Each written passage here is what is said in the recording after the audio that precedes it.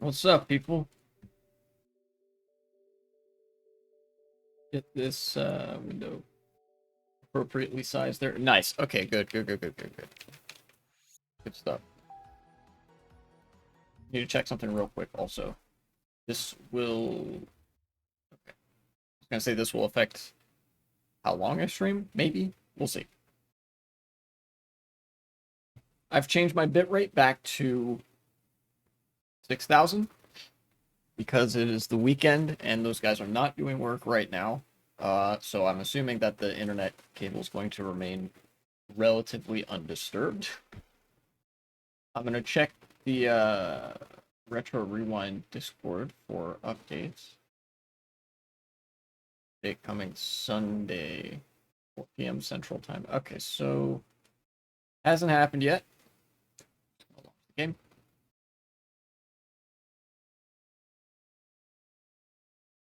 Nice.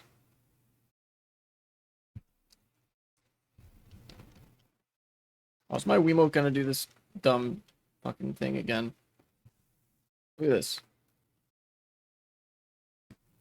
Oh, never mind.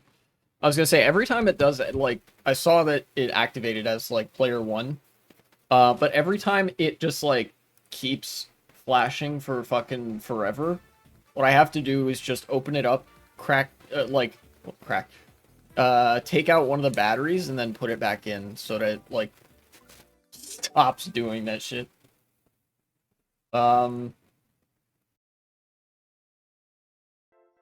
Yeah, you guys thought I was gone. So I was gone on Saturday. Truth be told, some stuff happened on Saturday. I was out and about. I was tired. I just really didn't feel like streaming. So I figured I would stream today.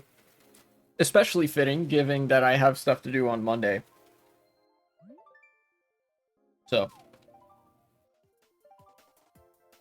Anywho.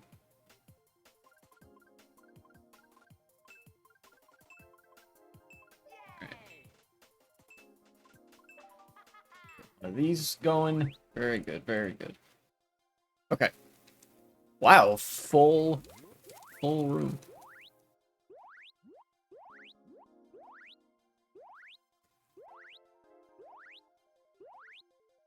Recognize one or two of these people. One.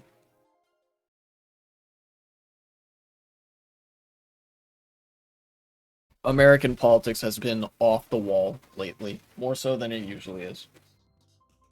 Which is, I mean, things just keep escalating, right? Shit keeps happening, and it's like, well, some of it is new to me, some of it isn't. Some of it is like, raises eyebrows all the same. Oh, is this 200cc? I hate 200. Okay, it doesn't look like it's 200.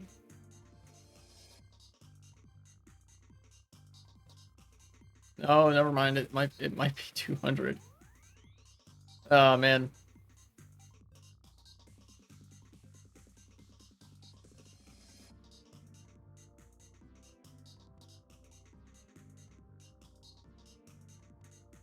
Yeah. Let me go to this website to see this is still what I think it is. Nope, it is not. It has actually changed.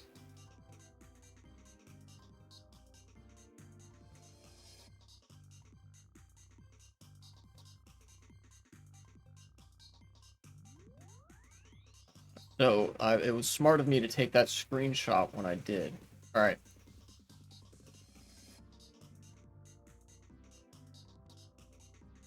I think I took it yesterday, in fact. Either yesterday or the day before.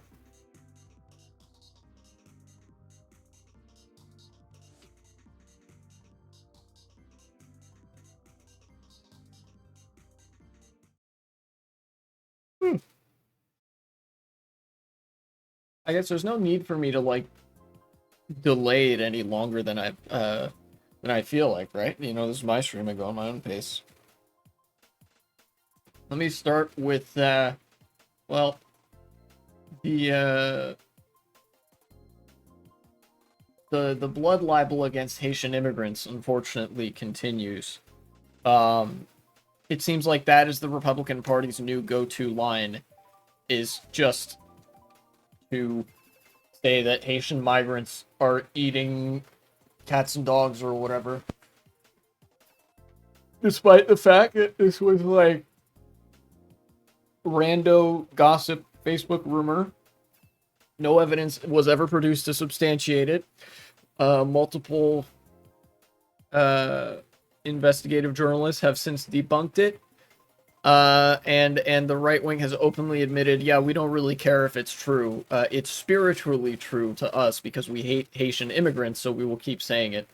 And now, you know, things have gotten so bad that Haitian kids are having to be, like, in some cases, evacuated out of their schools. There are places in Springfield receiving bomb threats because they serve Haitian migrants ever. Because, you know, like hospitals and schools and stuff have been receiving bomb threats because there have been, like, Haitian kids or Haitian individuals at said hospitals or clinics or schools.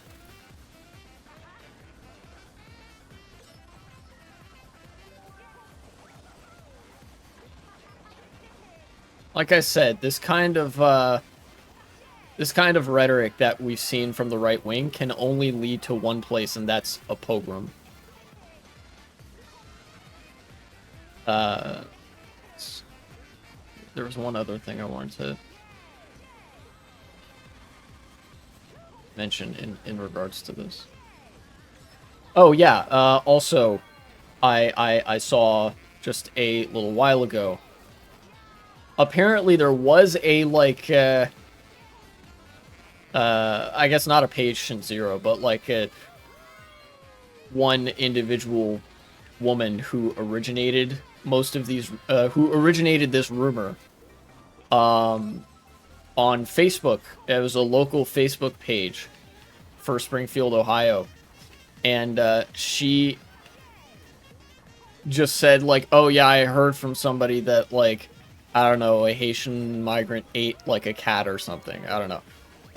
Like, that was the origin point of it. It was just this random rural racist gossip.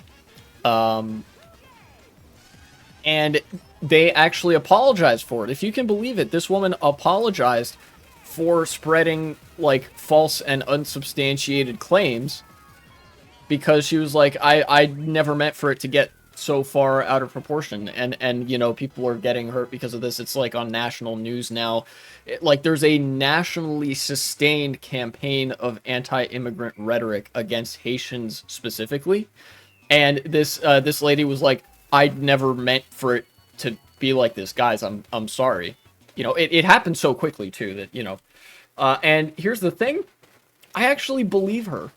I know there's, you know, there are some respects in which I don't have all that much sympathy because she's also racist and she's probably still going to vote for the people perpetuating this narrative.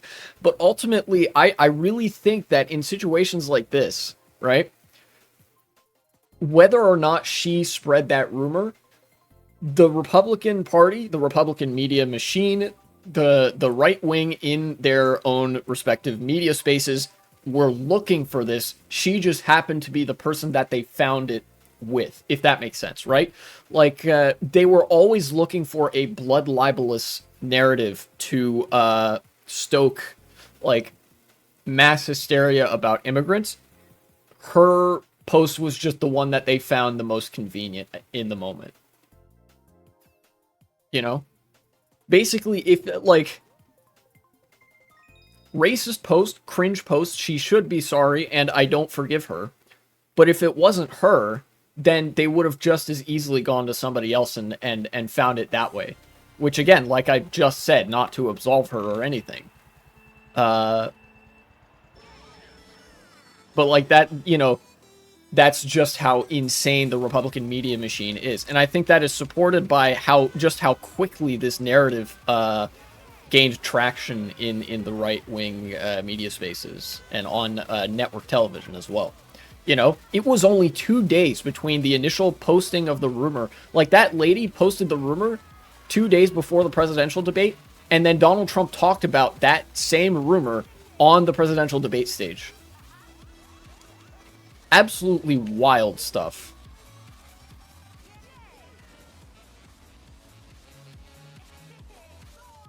Ow.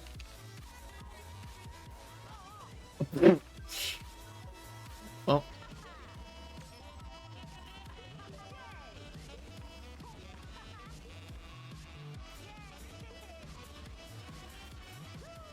Alright, that game made some good time.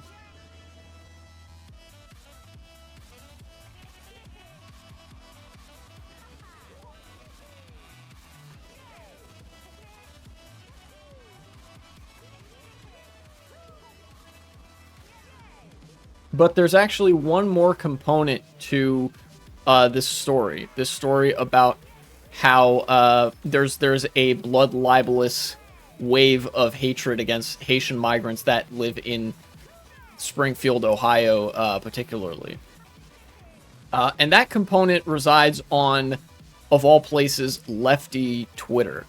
Now, this is one area in which, like, most leftists will have the correct take. Like you know, even the hammer and sickle, like, tanky types on Twitter, like, unambiguously, like, everybody's gonna mostly have the correct take on this. But there are some grifters to be found among the masses there. And one such grifter was former presidential candidate Marianne Williamson.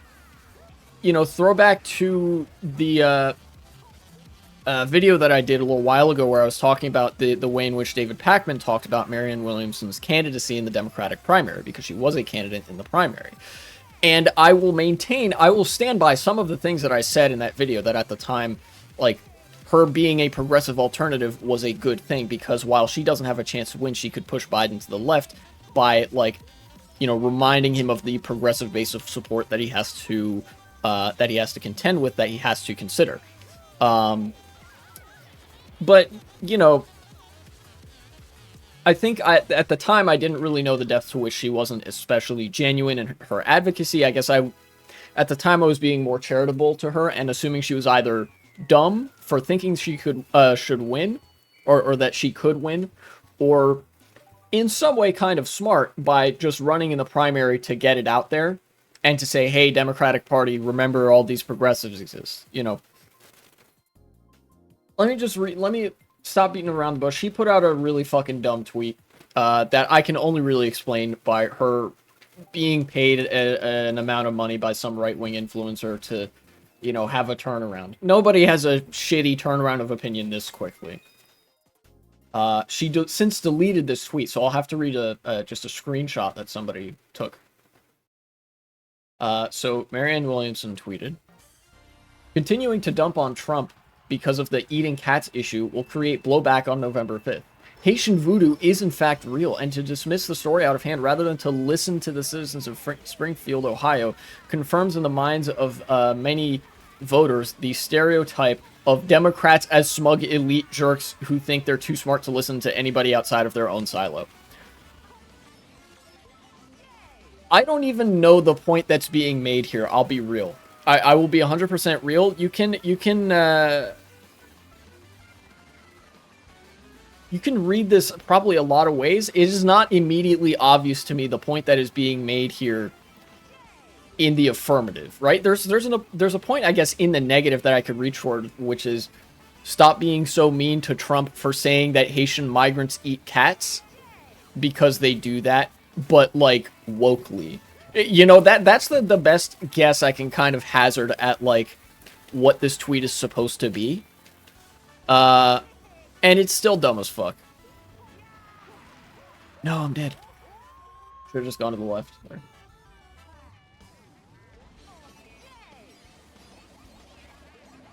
Oh, shit.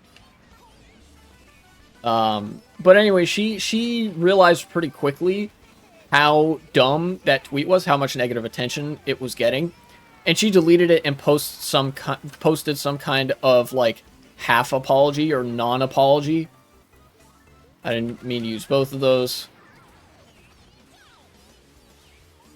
And now, like, here we are, basically. Marianne Williamson left the left, you know? She saw blood libel against Haitian immigrants and said, don't mind if I do, basically.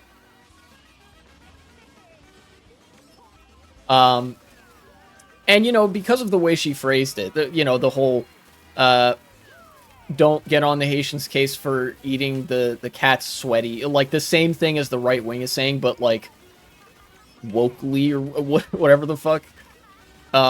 Implies to me that she was meant to be kind of a hook in the Nazbol vortex that drew a bunch of lefties over to the right with her, right? And from what I saw, it didn't seem like that worked all too well. Especially because of her kind of being wishy-washy on the matter afterwards. Which I am thankful for. But I think it just goes to... It goes to show, number one, how unscrupulous everybody is online, right? Like, anybody who has a lot of money or is motivated by, like... Who could stand to gain by, like, becoming a right-winger is not to be trusted. Especially, you know, they're willing to flip-flop so, like, at the drop of a hat on something as serious as this, right? In Marianne Williamson's case, I think the warning signs were there. And although it didn't seem that way when I was making the video about her candidacy back in the day, I was aware of these warning signs at the time too. In fact, I believe I mentioned them in that video, that she is kind of kooky. And at the time, I had invoked that in the context of some accusations of her being, like, anti-vax or whatever, which she might be latently so. I don't think she cares about it all too much. But mostly what I think the thing that motivated this tweet and what enables her to just, you know, have such a turnaround, apart from weak principles, is spiritually motivated principles. She is like, there's a meme about her being the orb mother online or whatever the fuck, and how she, you know, believes in all kinds of, like, new age spiritualist shit. And, you know, it could be as mild as horoscopes or whatever, but I don't remember the full extent of it. But fundamentally, the concern there is that, like, esotericism of that sort is just fascism by a different name. Having a very spiritually, like, anti-empirical view of the world, and having views of things that are so dictated by what you perceive their innate and unchangeable, materially unchangeable state to be, is just fascism waiting to happen, if it's not fascist already. Does that make sense? Kind of like how the Nazis always obsessed with myth, and were, like, very obviously not convinced by any, like, existing sets of data or facts saying that they were wrong, because they believed that there was an overarching spiritual narrative that made everything true, or whatever the fuck. That's the kind of logic that is being exhibited by Marianne Williamson in that fucking three-head-ass tweet, and it's also the kind of logic that can lead people to, from that angle, leave the left and become fascists. You know, the esoteric angle.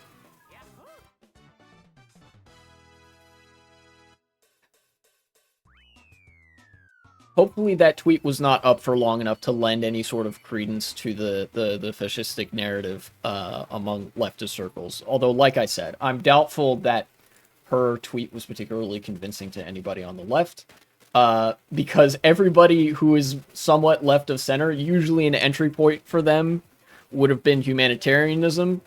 I don't think there's a single leftist that has a, like, really bad opinion on immigration. If they do, you would just as soon lump them in with the right, because that's, like, Nazbol territory.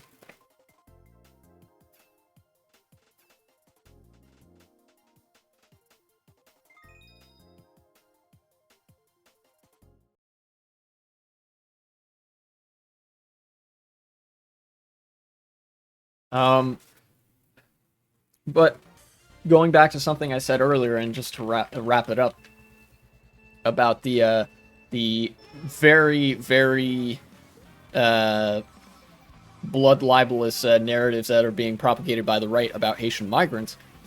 unfortunately, it seems like this is going to be in the conservative zeitgeist for some time. Like, this is not one of those one and done things. You know, usually the nature of having a conservative, like, culture war driven media cycle is that a lot of times stuff is only in the discourse for a couple days, you know, and then it kind of goes away. This is showing no signs of going away. In fact, it's being normalized into the broader conservative repertoire of beliefs. And it's now approaching about a week. You know, like, it's been a week since this rumor started. And it's only gotten more and more ground as a mainstream set of right-wing talking points since then. Which is really not good. Because as much as on one level I'm tempted to say, you know, it could be politically beneficial to anti-fascists for fascists to drop the mask so blatantly, that just means that there's not as much room to convince anybody away from fascism as well, because anybody who's conservative and not a fascist will be more primed to believe that sort of narrative anyway. This is probably going to convince more conservatives to just drop the mask than it is going to convince people to abandon like the conservative movement as it currently stands, right? And then additionally, whatever political benefit it could have to making the right look batshit insane, which I assure you it does on some level make them look, you know, insane, it also is going to have and has already had life-altering consequences in a bad way for Haitian migrants and the groups at whom this sort of blood libelous language is directed, you know? Like I said, there are schools and clinics that are having to be evacuated because of bomb threats in Springfield, Ohio. Because one woman posted on Facebook once about a you know, allegedly a Haitian person eating a cat that nobody has been able to produce any firsthand account or evidence of. The right wing was looking for such a narrative, and they were all too happy to scoop that one up. And now everybody's like, they're in a trance, you know? Everybody on the right, I should say.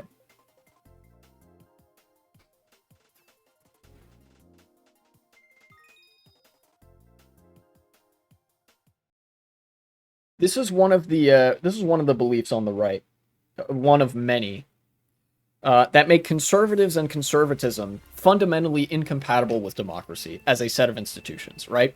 Whether it be bourgeois liberal democracy, you know, sure, whatever, or just democracy as a concept. Any system that relies on democratic processes, norms, and like, relies on, like, the principle of self-determination and self-governance by a popular body cannot survive this kind of rhetoric. It cannot survive these kinds of people propagating this kind of rhetoric so willingly and so wantonly.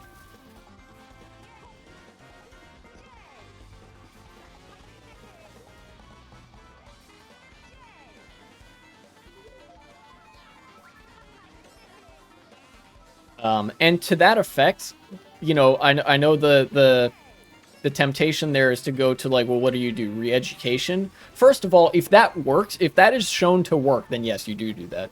You know, sit the fascists down in front of Sesame Street, happy tapping with Elmo for fucking, like, 10 hours. And then if that fixes them, great. Oh, you just needed some Sesame Street in your life. But if that doesn't work, and I haven't seen any data on whether or not that kind of deprogramming of people really has an effect, what you need to do is approach the issue from an institutional angle. People are very malleable, and people are also very stupid. As a sort of element of the body politic, right?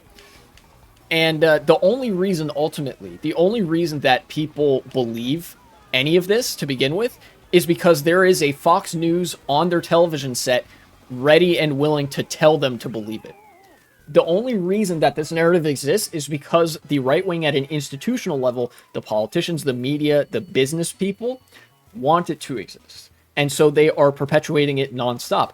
Guys, if you don't have this narrative already circulating, people don't buy into it. Wow, crazy concept. If there are news outlets that are not espousing one opinion 24/7, people are less likely to hold that opinion.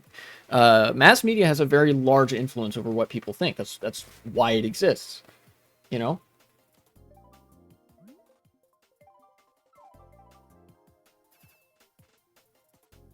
At a certain point, you have to start pursuing. You have to start pursuing with legal means, with the long arm of the state. You have to start pursuing the right wing propagators of this disinformation that are like straight up, you know, advocating for people to commit hate crimes. However veiled they want to put it, that they are engaging in the libel and slander of an entire ethnic group, of an entire racial group. You know? And it has already led to various injuries and like threats as a result.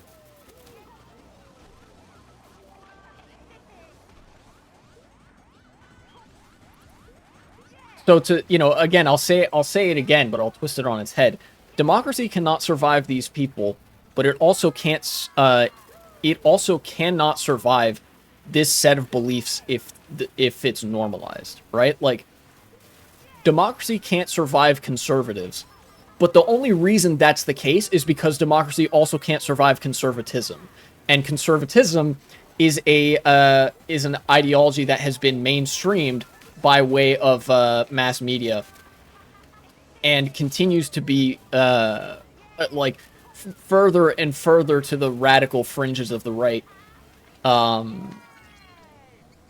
You know, such that now it is not a fringe position in any meaningful capacity for people to believe that an entire ethnic group of people should be purged and deported and whatever.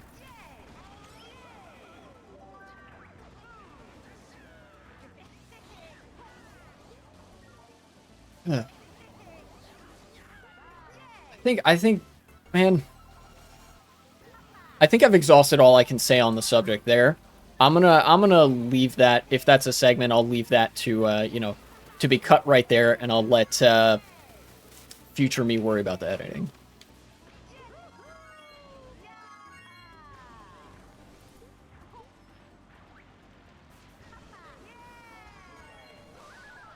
Ooh, got out ahead of those guys. Let's grant them in first.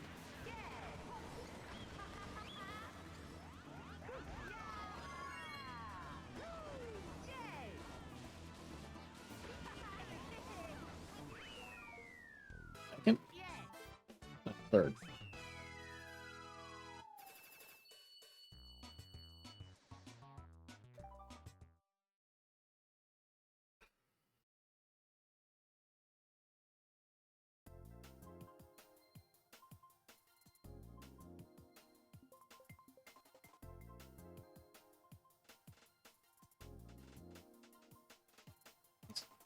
Ah, yes. Now let me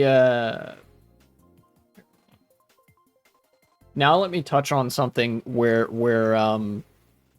mass media is concerned that I saw recently. Ever since Kamala Harris became the nominee, there's you know, on the one hand there was like this honeymoon period where they were all like very excited over her and stuff like that. But now the media is back to their usual shtick, and that is wanting Trump to win. I know it you know, might not sound immediately obvious, but even the supposed liberal news outlets desperately want Trump to win the election and to basically turn the United States into, you know, a fascist dictatorship, if that's what it takes to maintain their class interest. That is the motive at play. Because unions have made a comeback, and now in the business class, we are witnessing a massive wave of political reactionism in an economic sense, as well as in a social sense. Once this race is done, or once I have the opportunity, there's a screenshot that I took of the CNN front page that I would like to show because it demonstrates exactly what I'm talking about. An institutional preference for Trump over Kamala Harris, for the Republicans over the Democrats, because even with the liberal news outlets, they still have the same class interests. They're still owned and controlled by the owning class, the capital class and what have you. And it's still better for them if Trump wins than if Kamala Harris wins. The rights of everybody else in the country be damned.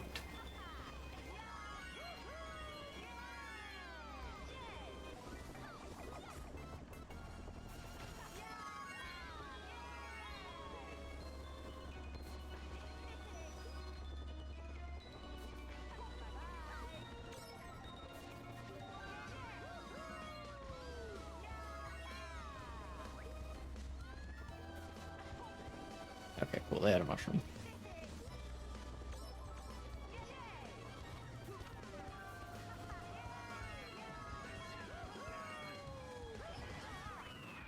Oh, shit. Okay. Let's pull up this screenshot.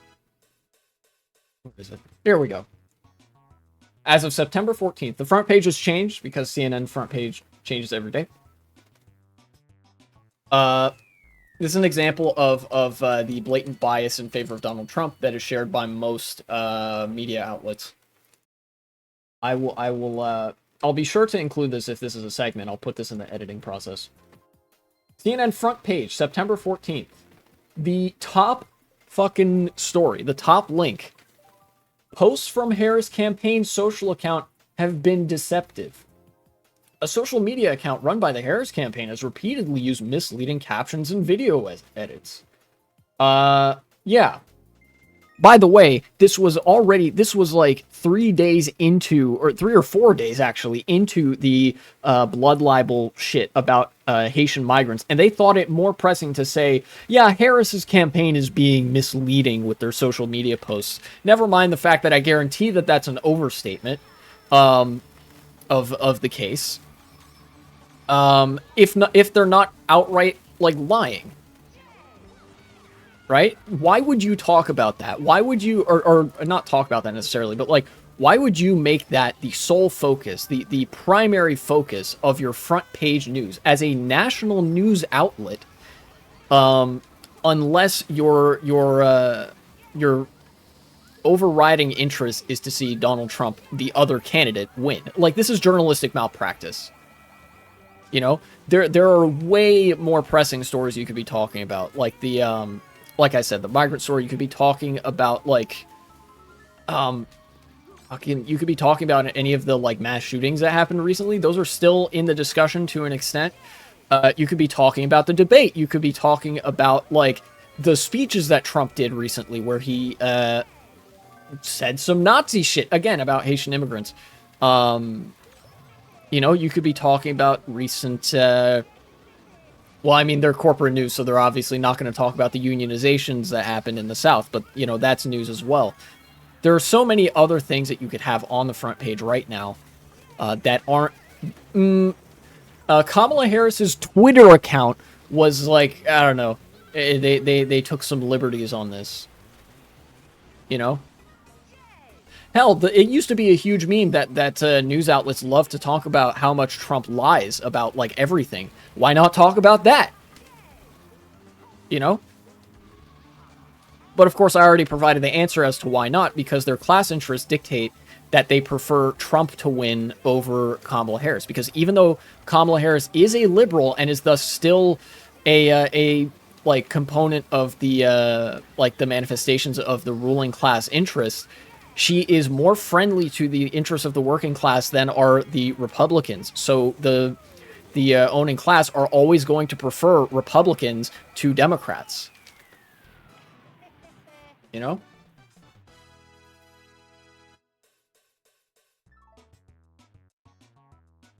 some lag on this robot session.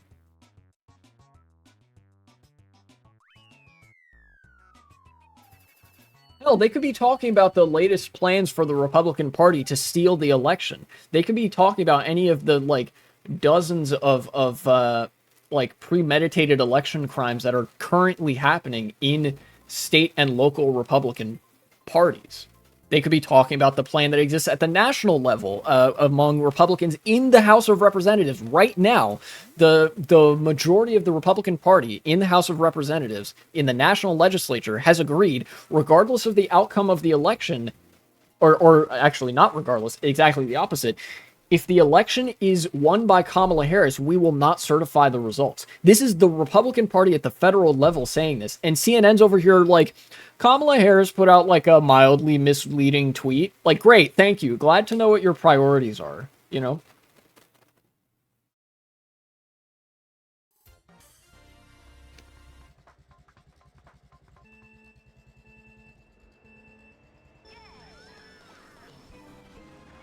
And then there are centrists that'll like whine about, why is the trust in the media so low? Why don't people trust news outlets? Well, this is why.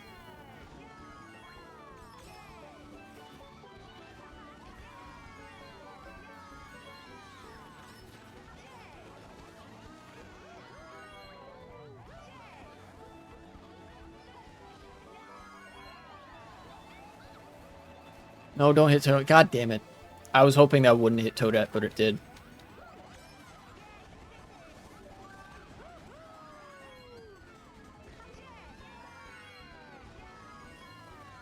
Okay, wacky bounces there.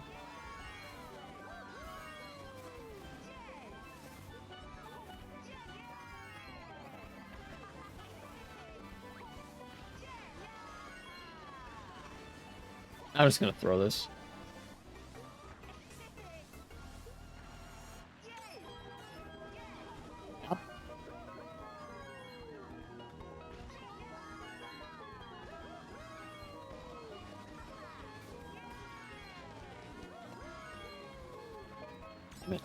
Drifted the wrong way there. Ah, okay.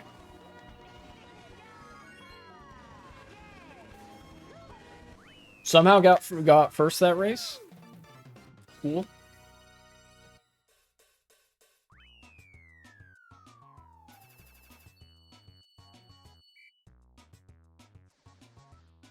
Future me, if that bit about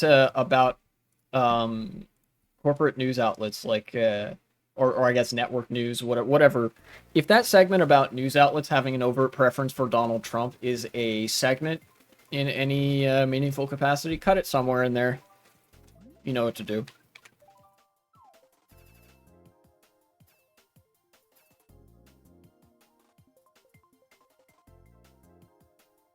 That consent manufacturing machine do be manufacturing the consent. You know?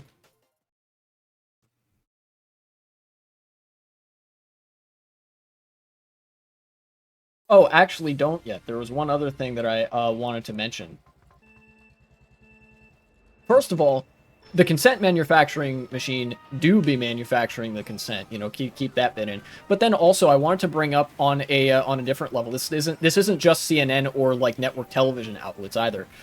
This is an issue with online media as well. First of all, there are a lot of right-wing news media outlets online that get massive amounts of funding. Curious, it's always the right-wing media that gets a lot of funding from billionaires. Almost like, you know, the owning class has a vested interest in seeing right-wing politics become the order of the day rather than left-wing politics, because left-wing politics threatens their status as, you know, the lords of this world who get to exploit, you know, everybody if they so choose. Or rather threaten their ability to like own 15 yachts is probably a much better encapsulation of what they're chiefly concerned with, you know. This also applies to social media apps online. I don't know if you guys know this, but you used to get banned for being a Nazi on YouTube. If you were a Nazi, and like especially if you were a Nazi who made videos and you were like overt in your videos about your politics and stuff, like if you were saying you know, racial invectives, of course, if you perpetuated certain narratives of hate speech, like the fucking Great Replacement theory or whatever else, you were liable to have your channel like outright just deleted by YouTube. And I think that's a good thing that was like the norm at the time. I think that's good for something like that to happen, right? But now I don't remember the last time I've heard of a Nazi getting banned on YouTube. You know, one of my videos got flooded with Nazis in the comments, and, you know, that's obviously it'd be a pain in the ass to go and report every single commenter and whatever, and of course they're just barely have the intelligence to exercise their, like, I don't know, self-preservation instincts to not get banned off of their favorite hell site. But, like, Steven Crowder, no, maybe not Steven Crowder, I think Ben Shapiro and, like, some of the Daily Wire people, they're still on YouTube. You know, a lot of the right-wing accounts on YouTube are so much further to the right than what you used to be able to get away with. And the reason that they're still allowed on the platform is because YouTube is partners with a lot of businesses. YouTube has an interest in making money, obviously, to maintain itself. And those channels bring in a lot of money.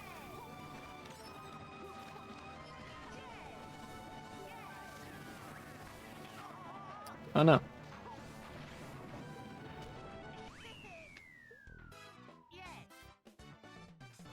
And of course, Twitter is a social media platform owned by and run by, in large part, a Nazi. So Nazis obviously aren't getting banned from there.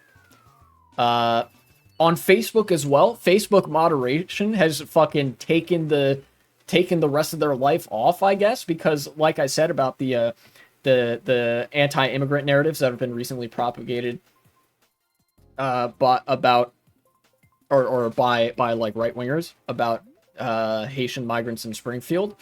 That started on Facebook. That's where it originated. And the only reason that the original post is gone is because the author of the post chose to take it down. That chatter is happening all over Facebook.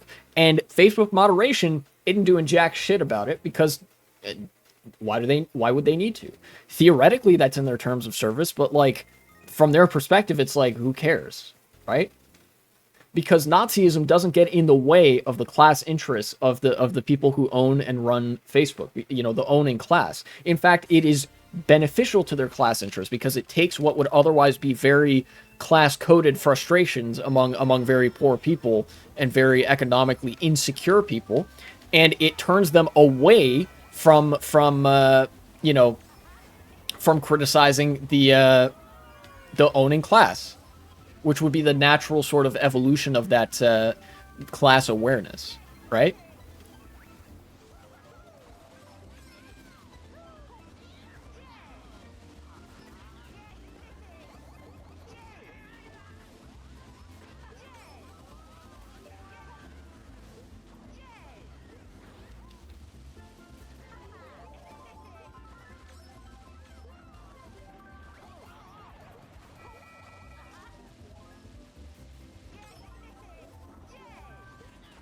Oh, shit.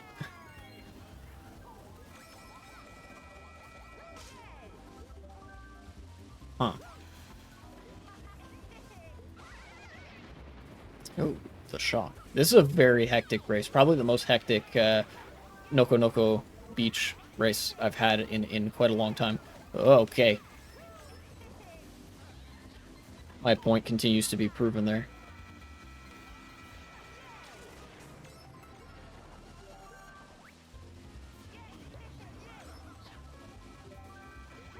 Another blue shell, wow.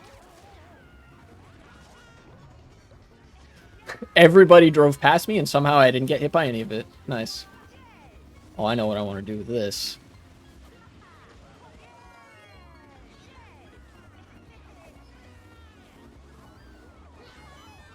Oh, no.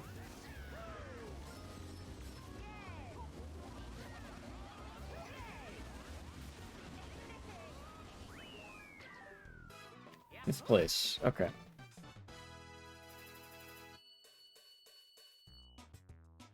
Okay.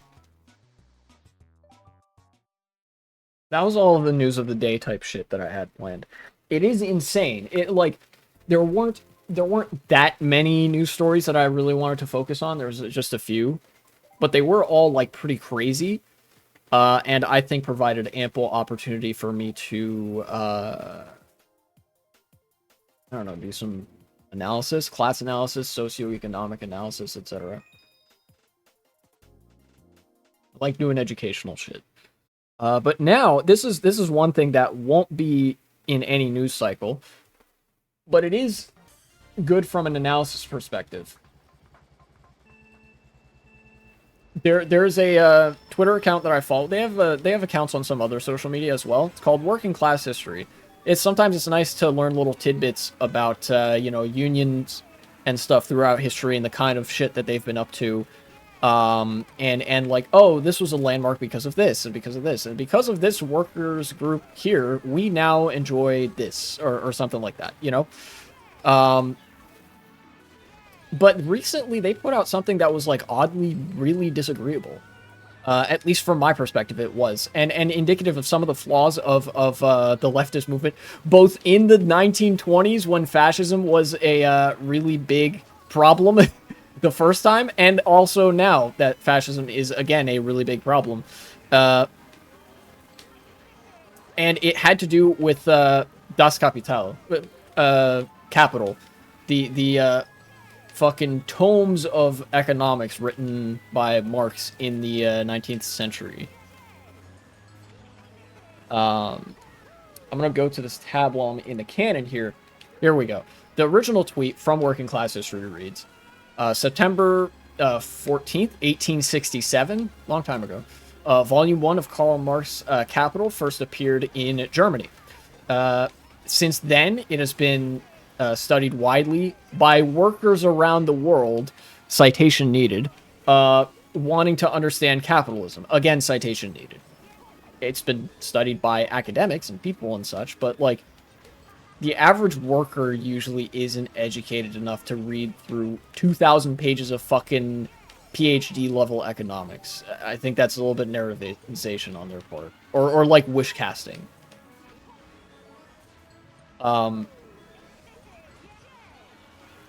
While long, it is definitely worth reading for all working class militants. Now, that's a fat fucking lie.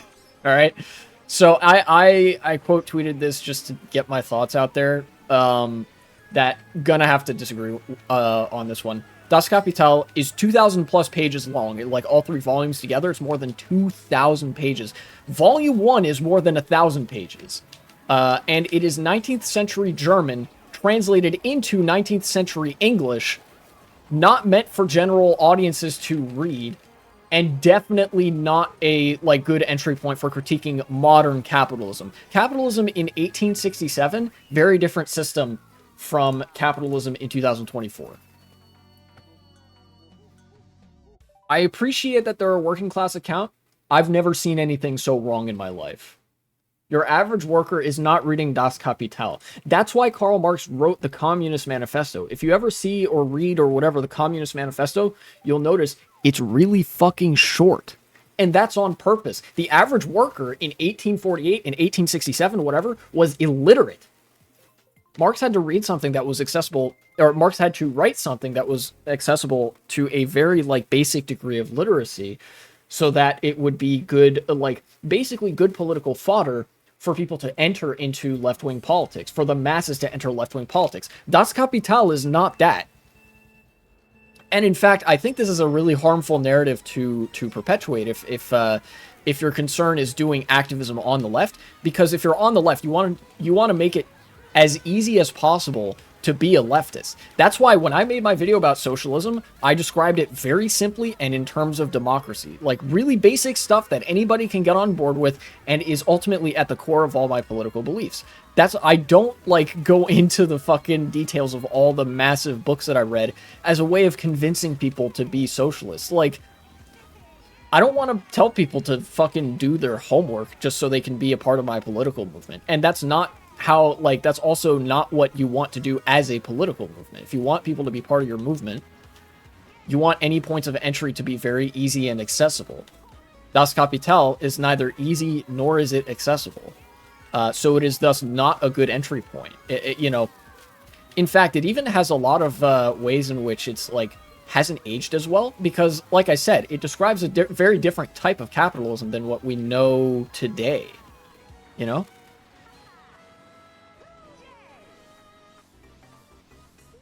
Got pretty far ahead of these folks. I think I'm gonna just try to hold this, because a blue shell could happen. Even though, yeah, that's a possibility too. And in that case, I can also save this for the end of the race.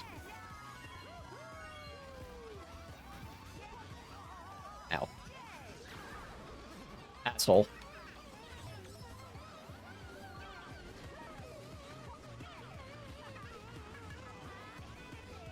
He went out of his way to do that. Don't be like that guy.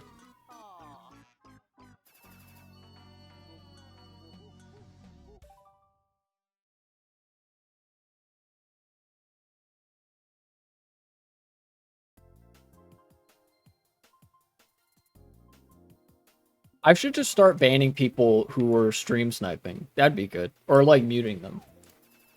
Not that they come into my chat that frequently, but, yeah.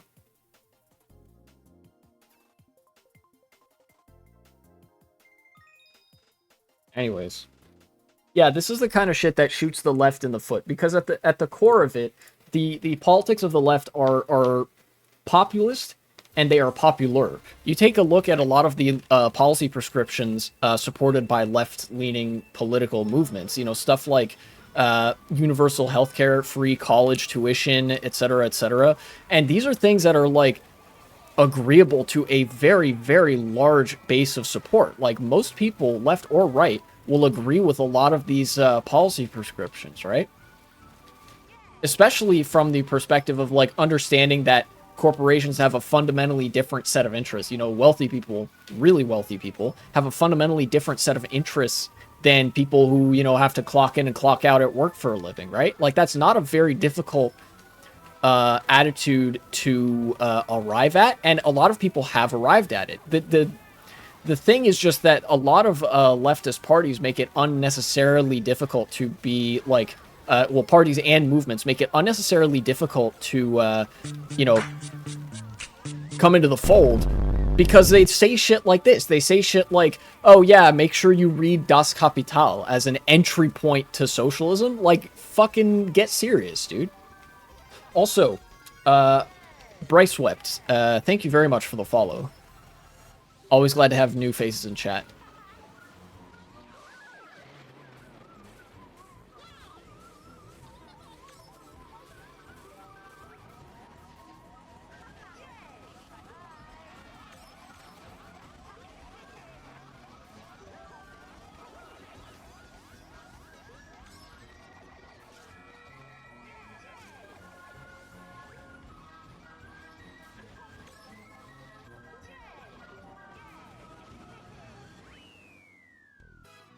Third place, I think.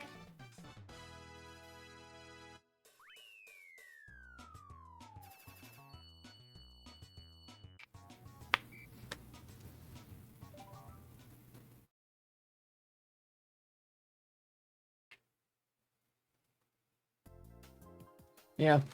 I don't know why, you know, I get really animated over that shit, because it's like, it's a mistake that left makes now. If you can believe it, it's a mistake the left made in the 1920s and 30s as well. One of the reasons that the Nazis were able to captivate such a broad base of support in Germany in the 1920s and 30s is because they pandered to people who were really fucking dumb, right?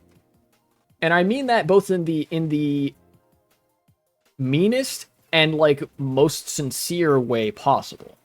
As a political movement, if you want to build mass support, you have to make it easy for the masses to feel like they can support you. What the left parties did back in the day was they were slavish adherents to what we would call orthodox Marxism, right? What's up, Plum General? Welcome back. You know, it, like, the obsession, the weird obsession in leftist parties with like dwelling on what was, even at the time, was pretty old literature, does not help your political cause in any way, really. You know, and what the fascists did was they distributed very, very, like, curt pamphlets, very curt, very readable by a, like, average peasant audience, you know, and that was able to connect to a lot of people, especially because it invoked the sort of spiritual narratives of the Volk, of the common farmer. Ow.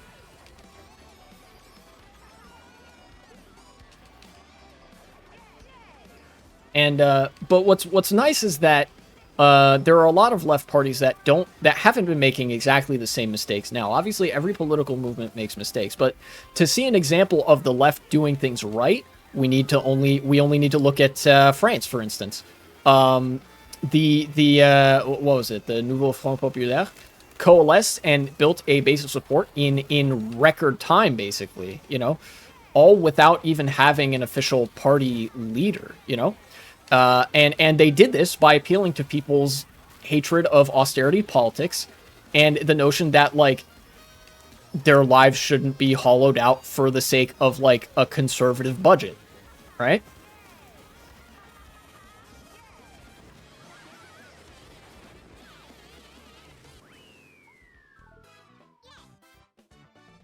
So there's room for the left to not make these mistakes, and there's certainly component parts of the left that really aren't making these mistakes. Sean Fain, another example, some of the unions in America really not making this mistake because they're all about the life of the working man, which means everything that they advocate for is in the terms of people who just go to work on the daily. This may be off topic, but I wish Leafy stayed for at least 2020, 2021 specifically, so I could see cancel culture absolutely fucking devour Leafy. Man, that would have been funny. So many of the YouTube people from before the pandemic had such like pronounced reactionary views that were just kind of normal on the internet at the time. That it would have been nice seeing them get eaten alive for the shit that they believe. Maybe a little bit cathartic, if only from the perspective of watching that era come to an end. But ultimately, whether or not it involved Leafy, we did see that era come to an end. We saw Sargon fall off harder than I've ever seen anybody fall off. We saw Ben Shapiro kind of fall off as well. We saw a lot of right-wing influencers no longer have the pull that they once did. And now one of the most popular online news shows out there is the Majority Report.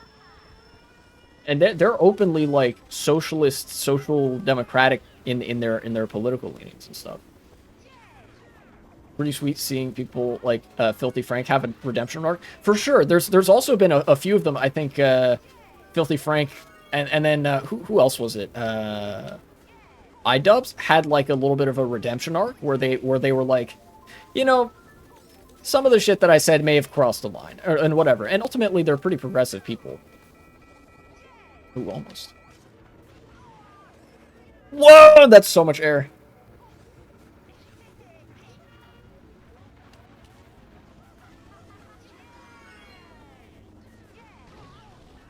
It's been a long time since I knew who any like really big influencers online were. But now, what's interesting is a lot of the big influencers online, like the really popular, like, and organically popular streamers and stuff, are actually left-leaning, think about Hassan is a socialist, right? And then the number of people that Hassan is friends with and like has presumably agreeable enough politics to be friends with are like Ludwig, Pokimane, fucking like Slime, Coney. A lot of the people on Twitch right now that pull really large numbers of viewers, you can assume are pretty progressive. Which is great. I love to see that.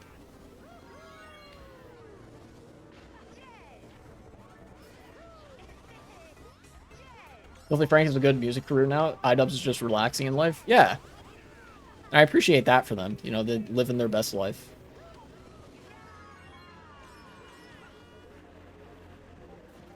What's up, Grantham? Give me that mushroom.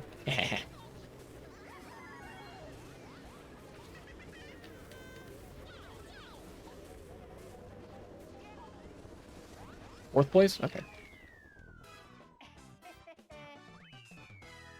Keep getting, like, middle spots. +1. We take those.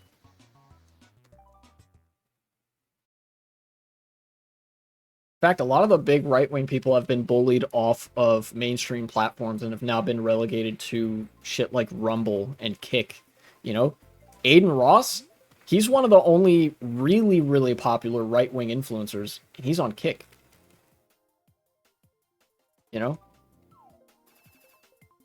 I swear nothing was more hyped than Smash 4 and Smash Ultimate character reveals. That's true. Because, well, for quite a few of them, they were really hype. Because people love they Smash Bros. People love they Nintendo characters. Mewtwo was a really hype reveal. The one thing I didn't, some of the characters revealed for Smash 4 and Ultimate I was very lukewarm on at best. I know people hated Smash 4 as a competitive game, but IMO's the strongest Smash game casually. I actually disagree. I think Brawl was more fun from a casual perspective.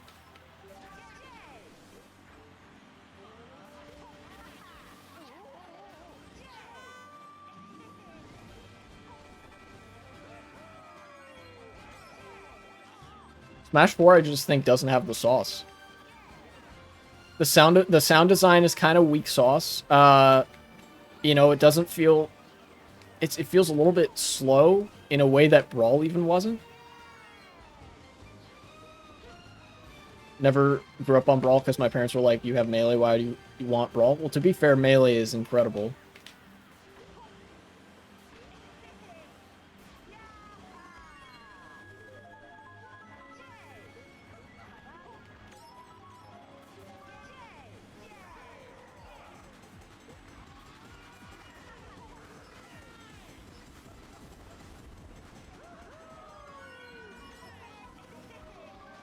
Golden Shroom.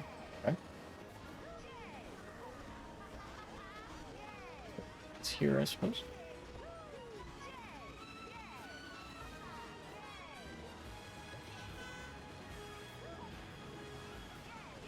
I also think the Wii U was really overhated. I think in a way, yes. It was a good console fucked by bad marketing. Yes, 100%. The Wii U had some really good game releases. But yeah, bad marketing really sunk the Wii U in a way that, like, I don't think I've seen before or since. You know? Because it was like, oh, it's like the Wii, but again. It's like, dog, you can't just do that. You know, you already have the Nintendo Wii. Right?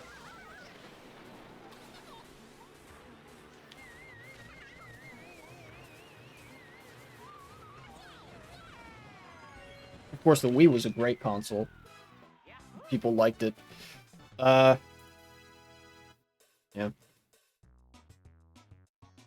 Main reason Nintendo did the Wii U was because people were complaining the Wii felt like GameCube 1.5 and not a new console. Really? That's incredibly funny, given the amount of game releases that came out on the Wii, and given that the Wii had backwards compatibility with the GameCube.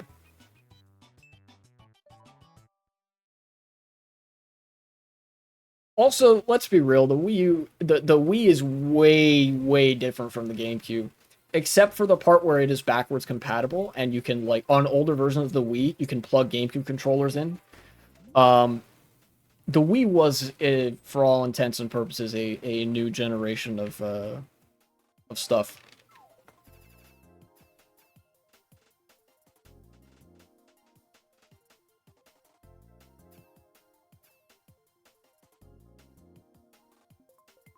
I mean, hell, we got Mario Kart Wii out.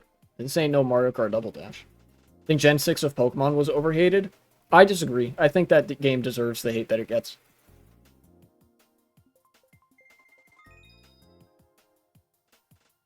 Generation 6 and 7 and 8. Like, in terms of hate, I think Gen 7 is probably the best out of those three. And then 6 is behind that, and then Generation 8 was just...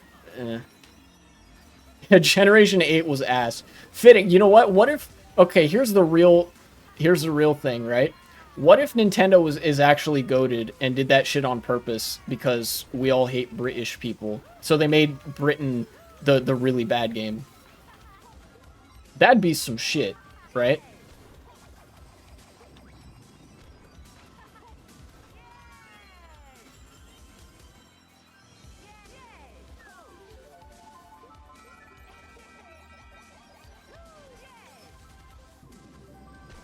Generation 7 had a really cool region, I think. But I think the 3D transition to Pokemon did not go well, as indicated by the whole, like... They had a lot of animations ready-made from some of the games like fucking Coliseum and XD, and just didn't use them. They used, like, really lame-ass animations.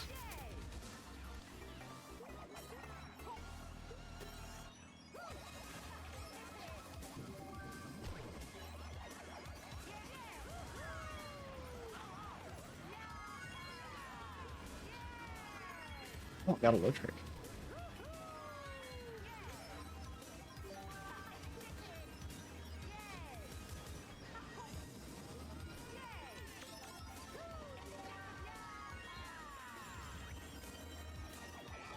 No, god damn it. On the r/Pokemon Discord server, whenever people discuss best generation, I always say Shield without the DLC, and it's basically just a meme. Yeah.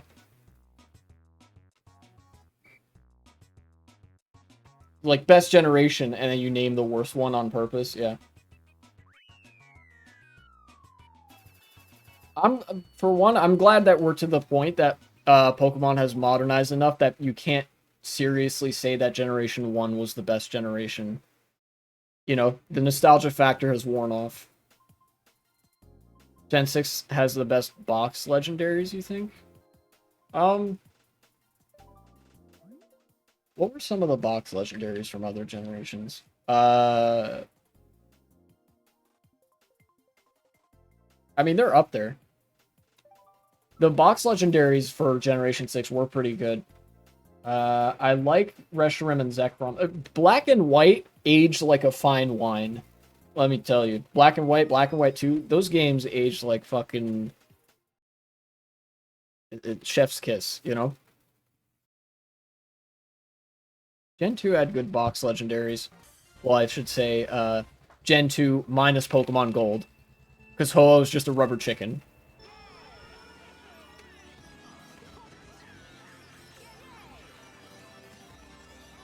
For a second, I was like, what? You can make that? And then I was like, okay, no, you can't make that.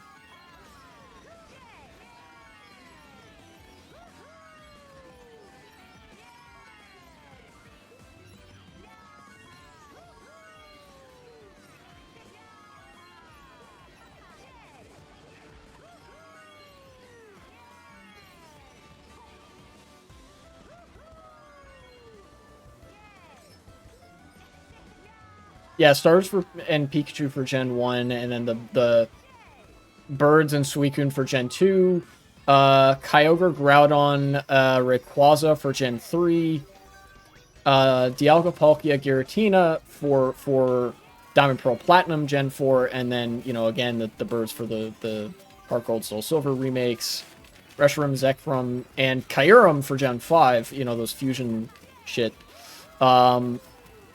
Then Xerneas and fucking Yveltal for Gen 6. Gen 7 had what was it? Solgaleo and fucking whatever the moon Pokemon's name was. Yeah, Yveltal. And then Generation 8 had the Lunala. Okay, thank you. And then the legendary dogs, even though there were already legendary dogs for Generation 8.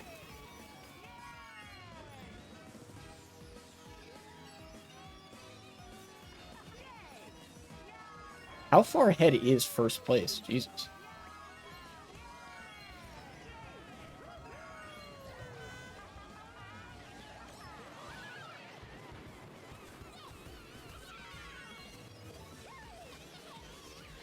I think I'm gonna get big first. Yeah.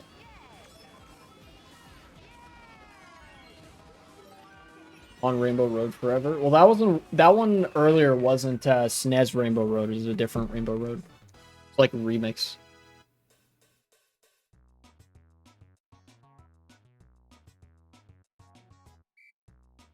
But yeah, people do like their Rainbow Road in this game. Take, I think Danganronpa is very good. That is a really hot take. Ruined by its fandom. Yeah.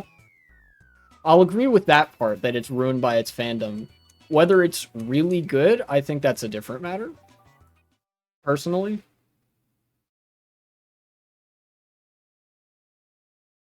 Some of the music in that game is banging, for sure.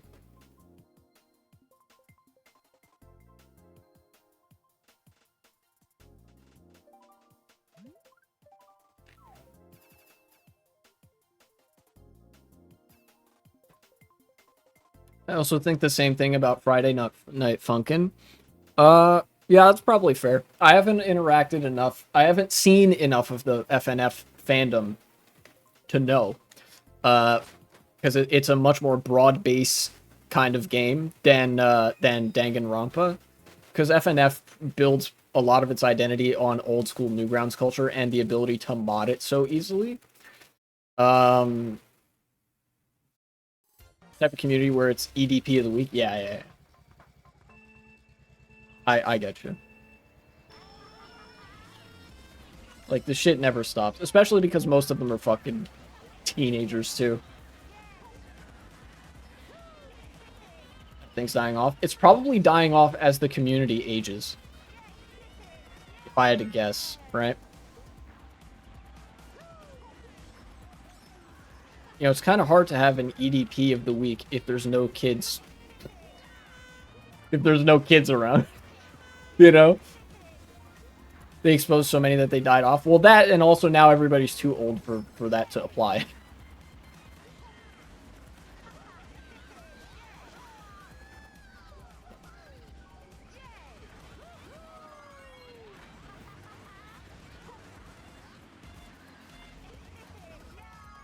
Because part of what makes that possible in the first place is that when a lot of communities are disproportionately very young, they're very open to being manipulated by significantly older people within or proximal to those communities. You know, that's one of the problems that existed with the Smash community for a long time. In some ways, probably still exists with, like, you know, given that there's so many young people that still play the game, and shit like that, right? But you see, with the Melee community, I want to say the incidences of that died off over time because, like, the community on average got older. Like, there weren't as many, like, of the sort of stupid starstruck kids that were so easily taken advantage of, right? Like, if that makes sense.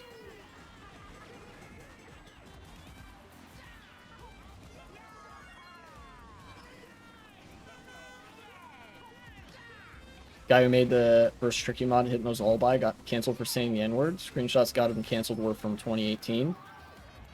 Yeah. Pretty standard thing to get canceled over. Honestly, if you get canceled for that, you're like, well, you know, it could have been worse, right? Like, I could have gotten canceled for some actual heinous shit. Saying the N-word is like, yeah, that's bad, but it's like, you know, it's less terrible if you're saying it, like, in a private context on Discord with like, friends and whatever, than like, if you're doing that as part of a larger crime that you were committing.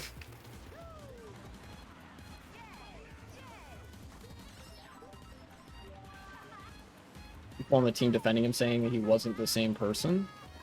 I'm not familiar with the drama, and in fact, I'm going to nip this in the bud right now. Stop telling me about the drama. Because I'm not interested. I don't want to be interested. And I can already see kind of where this is going.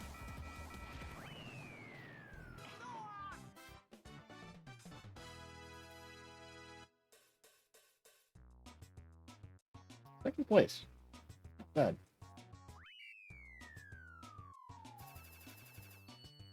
So ever since it happened a little under 2 years ago, I got you.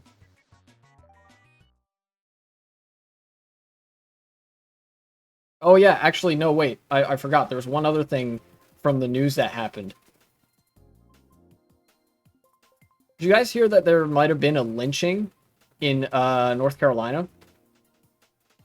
You know, crazy, I know, in the South. This happened 2 days ago.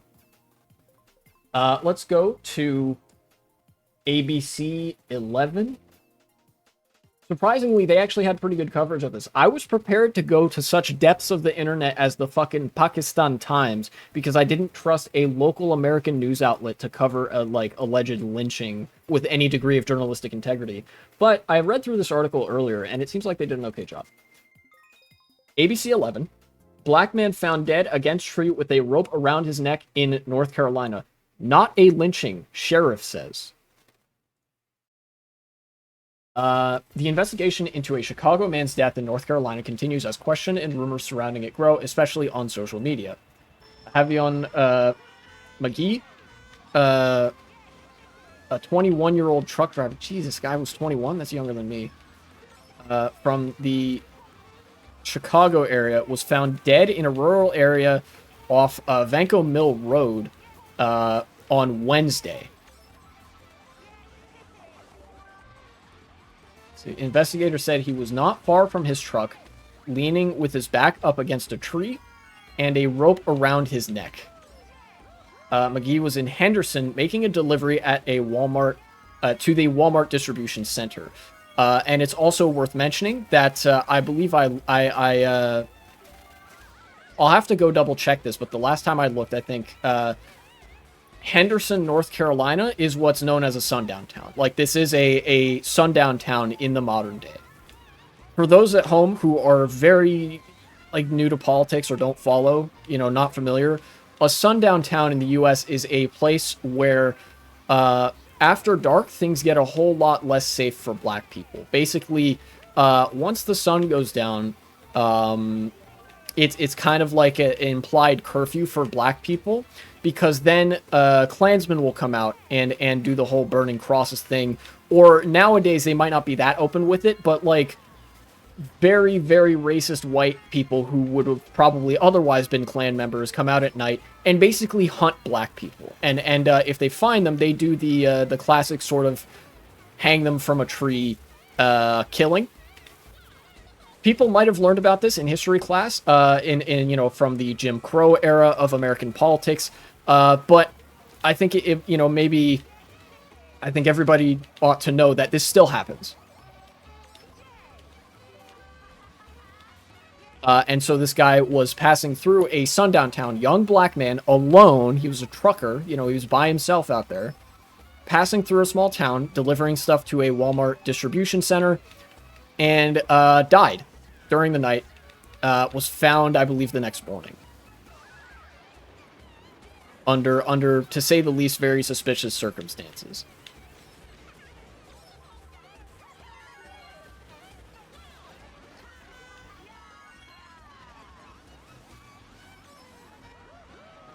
I'll get to more details of the story in just a second as the conclusion of the race approaches here. There we go. McGee's family, who lives in Chicago, is upset and demanding answers. They are calling for transparency and more answers from the Vance County Sheriff's Office about what happened. On Friday, Sheriff Curtis Brame told ABC 11 his office was conducting a death investigation.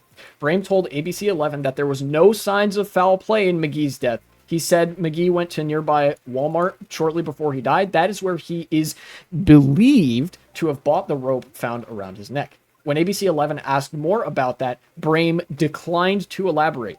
In response to social media rumors, the sheriff continued to reiterate that McGee's death was not a lynching. So, there is video here. Yeah. Well, the sheriff is black, so he probably didn't do it. But almost definitely he knows that it probably was a lynching and is playing cover for the people who did it, because otherwise his ass might be on the line.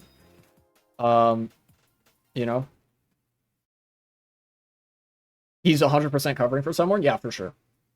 I understand there's over 1,000 hits on TikTok accusing the sheriff's office of not being transparent, not providing information to the family, and that is not true. Brame said. Hold on. There's been information put out there that there's a lynching in Vance County. There is not a lynching in Vance County. The young man was not dangling from a tree. He was not swinging from a tree. The rope was wrapped around his neck. It was not a noose. There was not a knot in the rope. Therefore, it was not a lynching in Vance County. Really great, impeccable logic. Me, when I'm definitely not covering up a lynching and trying to make it sound like, I don't know. Look, let's just say if he's trying to make this not sound suspicious, he's doing an absolutely shit job, because this is sus as fuck.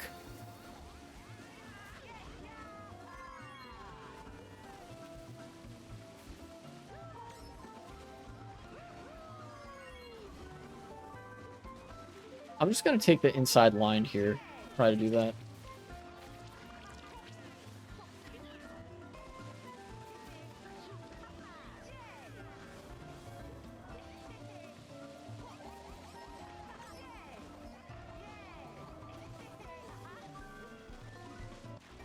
Alright, I'm going to try to get a box here. There we go.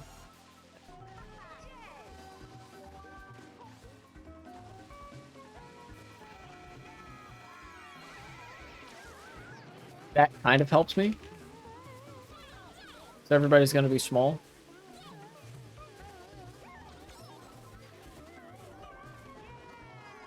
Yeah. Okay, first place. Nearly 1,000 miles away, McGee's family wasn't convinced. And I don't blame them at all. A lot of this stuff does not pass the smell test, and that's a problem. The entire family is completely mortified, and they're hurt. They are. They have a lot of questions, and they just want to know what happened to their loved one, said family spokesperson Candace Matthews. Khalil Gay, who lives in Henderson, said, I mean, honestly, I think we have to acknowledge that, number one, we do live in the South, and there's a deep history of racism and racist acts. And so people are obviously concerned about that. McGee's body has been sent to the medical examiner for an autopsy to officially determine the cause of death. Preliminary results. The results have been shared with the family. Let's see what this has to say. The preliminary results showed no concrete determination of the cause of McGee's death. There were no obvious signs of defensive wounds or scars on his limbs, including arms and legs. The autopsy showed there were signs of hemorrhaging detected around the soft part of McGee's neck. They're still waiting on a toxicology report, and they said that there's still an ongoing investigation.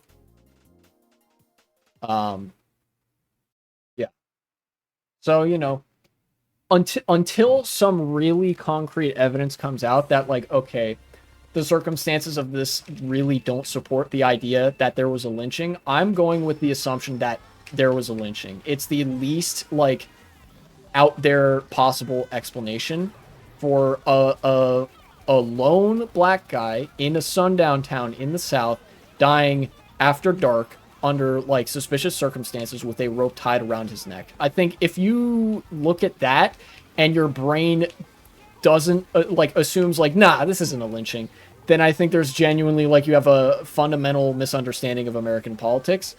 But obviously, like, evidence is circumstance, or evidence is subject to change. Evidence isn't, like, always static and whatever. So, like I said, if something comes out that really indicates that this wasn't a lynching, then, you know, maybe it wasn't. But until then, that seems like the most, like, obvious and least complicated explanation. You know?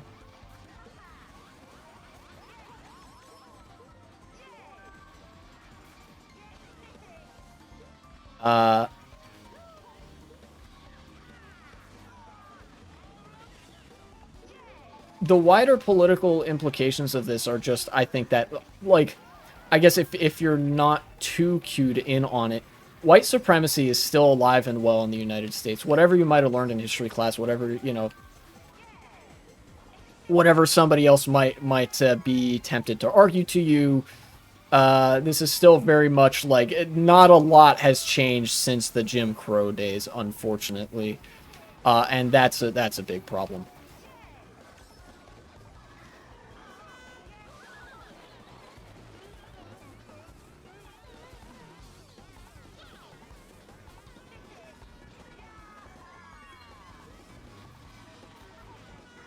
No, I'm gonna get fucking 10th.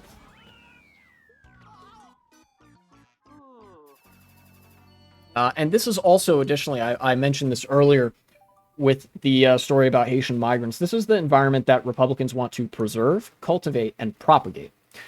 You know, a lot of people on the right will run to the talking point. Well, you know, the Democrats created the KKK. You know, well, all right, genius. Take a guess to how KKK members vote in the modern day. You know, which party do you think the Klan supports right now? You know, which party is the KKK running candidates for office under? You know, and although I don't want to make this into an electoral thing, it is only electorally relevant in that there is one party very dedicated to maintaining a white supremacist status quo. Not necessarily to say that the other party is especially invested in changing that, but the Republicans are very interested in maintaining that. And ultimately, you have to ostracize people like that from society, like the kinds of people that are likely to, well, run a sundown town, like, have to be so politically marginalized in the sense that their opinions are, like, completely unkosher, that they're not even comfortable being that way in secret anymore. You know?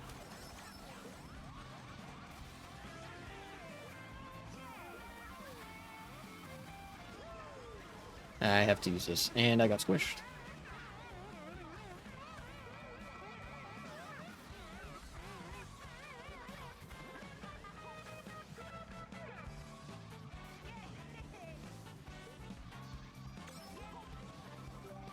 Ah.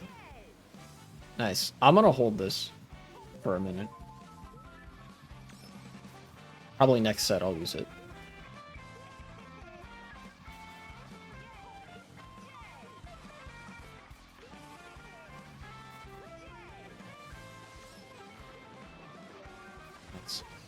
Okay, I'm gonna start using this.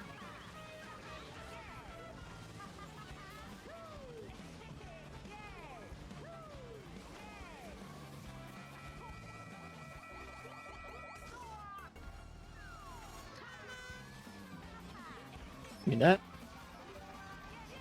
One mushroom. We do that, I guess? I don't know. I didn't get an item. Ah. Frustrating.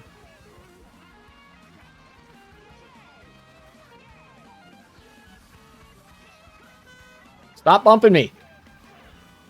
Damn. Okay, good. That's good for me, I think.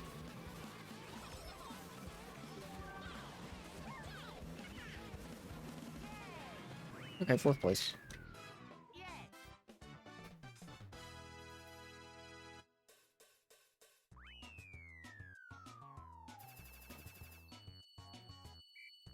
I don't know. That's probably not going to be a segment. The bit about the lynching, modern day lynching in North Carolina. If anything, I think people should take from this that, like, America's still fucked up. Got a long way to go.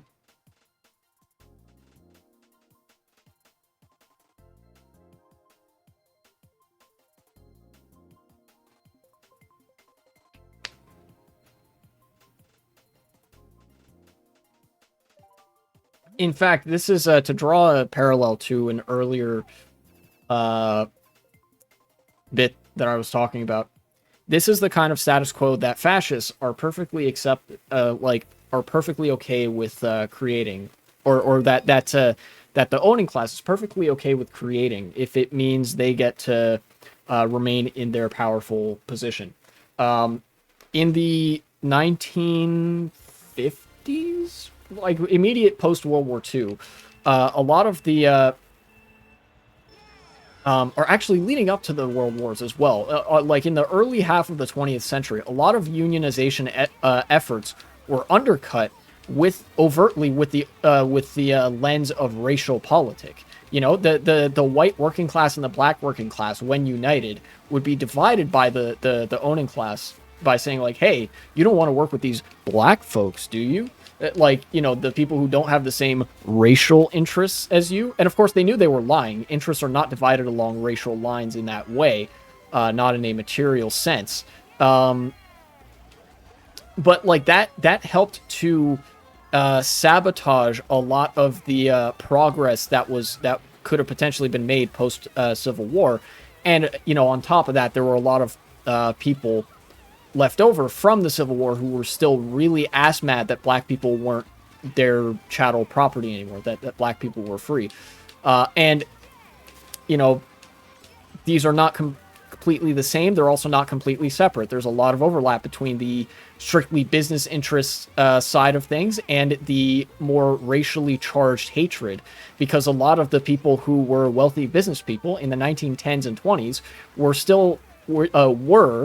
were descendant from the planter class that owned slaves before the Civil War.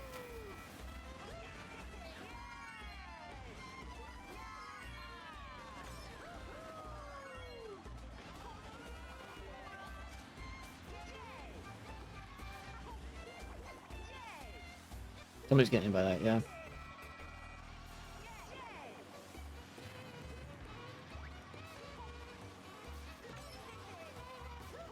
If a blue shell comes, that'd be cool. But I don't think I'm like depending on one to come. Someone's gonna pass me here, maybe? Maybe. We'll see. Oh, I used a mega.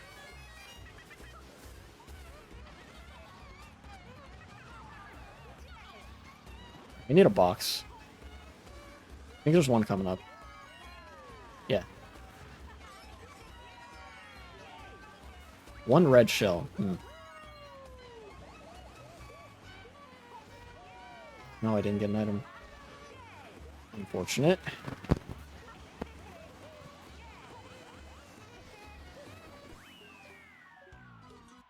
Okay.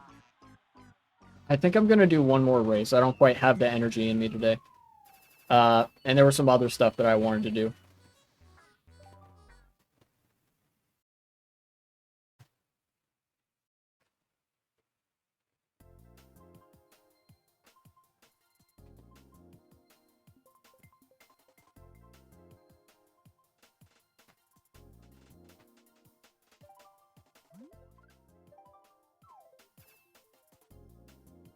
Hopefully I can make the last race a good one.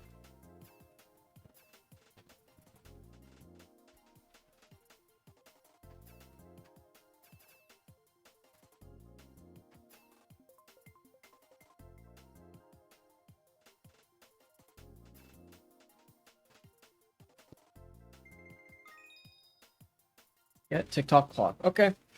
Alright. I'll just have to not get bumped to hell and back. Let's see.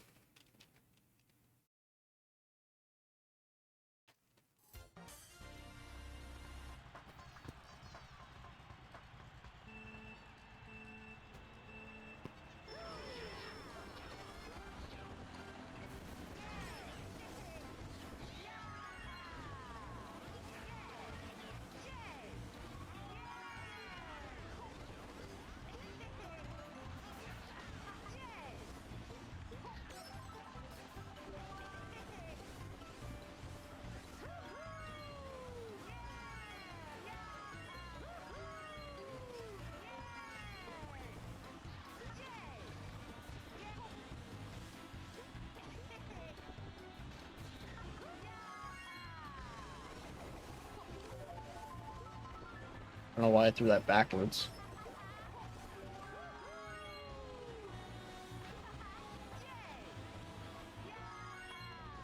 Give me that. Oh, yeah.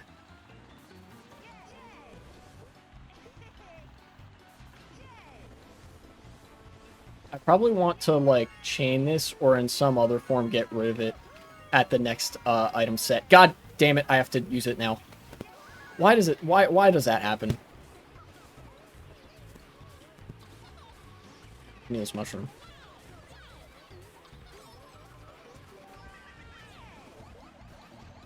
Got him, I think. Wait, what? How did he dodge that? Well, he is red line, you know, Japan, so probably got some lag.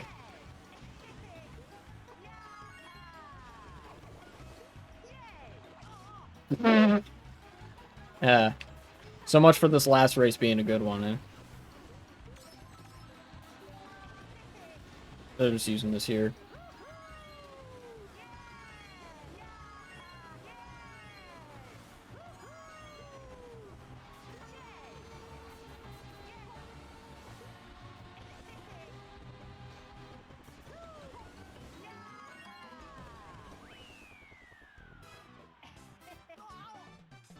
Not my day, I guess. I don't know.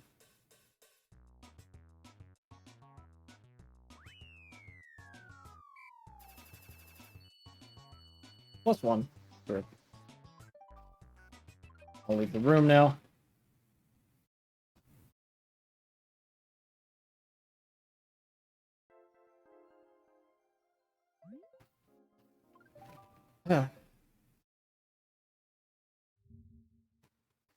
Very wacky and bumpy day in American politics, or week in American politics, I should say. And it was some alright Mario Kart, but I want to relax for the rest of the day now, so.